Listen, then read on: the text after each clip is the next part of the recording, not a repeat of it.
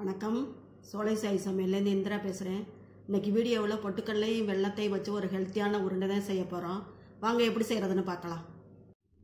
தேவையான பொருட்கள்: பொட்டுக்கடலை 1 கப்பு, வெல்லம் 1/2 கப்பு, 1/4 கப்பு தண்ணி, நெய் கையில் தொட்டு உருட்டுறதுக்காக நெய். 1 கப்புக்கு பொட்டுக்கடலையை சூரிய எடுத்துக்குவோம். அப்போ தான் உருண்டை வதக்கு வதக்குன்னு இருக்காது, நல்லா கிறிஸ்பியாக இருக்கும். லைட்டாக சூடு ஏற்றினா போதும், வறுக்க வேண்டாம். சூடேறிடுச்சு, பிளேட்டில் கொட்டிக்கலாம். ஆறட்டும்.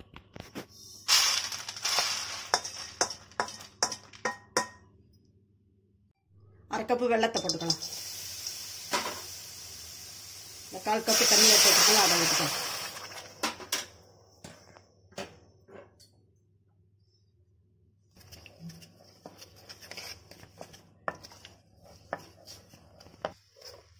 வெள்ளம் கரைஞ்சிருச்சு, வடிகட்டிக்கலாம். தூசி கல் மண்ணெல்லாம் இருக்கும்.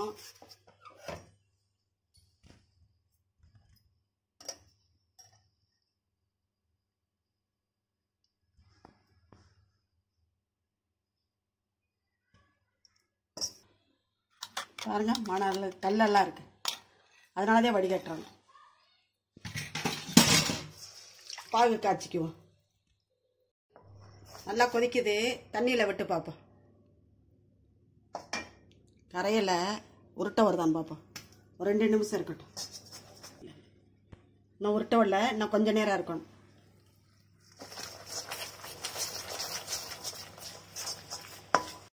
இப்போ நல்லா உருட்டை வருது பாருங்க. பொட்டுக்கடலை போட்டுறலாம்.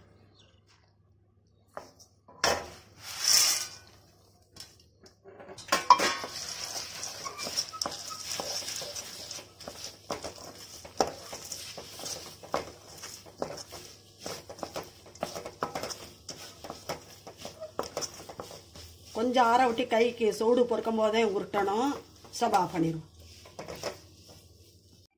கையில் நெய் தடவிட்டேன். இதில் எடுத்துக்கிட்டு ஒரே ஸ்பூனில் எடுத்தோம்னா அளவு சரியாக வரும்.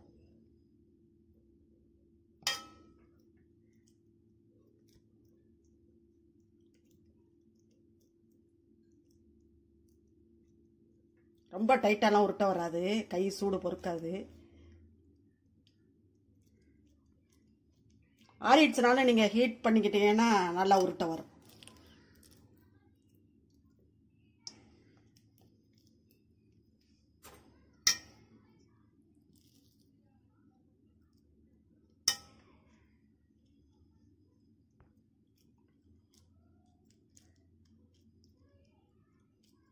நெய் தடவாமல் உருட்டினோம்னா பாகு கையிலே ஒட்டும், உருட்டை வராது. இப்போ பாருங்கள், நல்லா உருட்டை வருது பாருங்கள். இதே மாதிரி எல்லாத்தையும் உருட்டிக்கலாம். எல்லாத்தையும் உருட்டிட்டோம். நல்லா ஹெல்த்தியானது, ஜங்க் ஃபுட் சாப்பிடாம இந்த மாதிரி பிள்ளைகளுக்கு உருட்டி கொடுக்கலாம். நல்லா டேஸ்ட்டாகவும் இருக்கும், நல்லா ஹெல்த்தியாகவும் இருக்கும். இதே மாதிரி பொட்டுக்கடலை உருண்டை நீங்களும் செஞ்சு பாருங்கள். செஞ்சு பார்த்துட்டு கமெண்ட்ஸில் சொல்லுங்கள். பிடிச்சிருந்தா லைக் பண்ணுங்கள், ஷேர் பண்ணுங்கள். சோலை சாய் சமையலுக்கு சப்ஸ்கிரைப் பண்ணுங்கள். நன்றி, வணக்கம். நாளைய வீடியோவில் பார்க்கலாம்.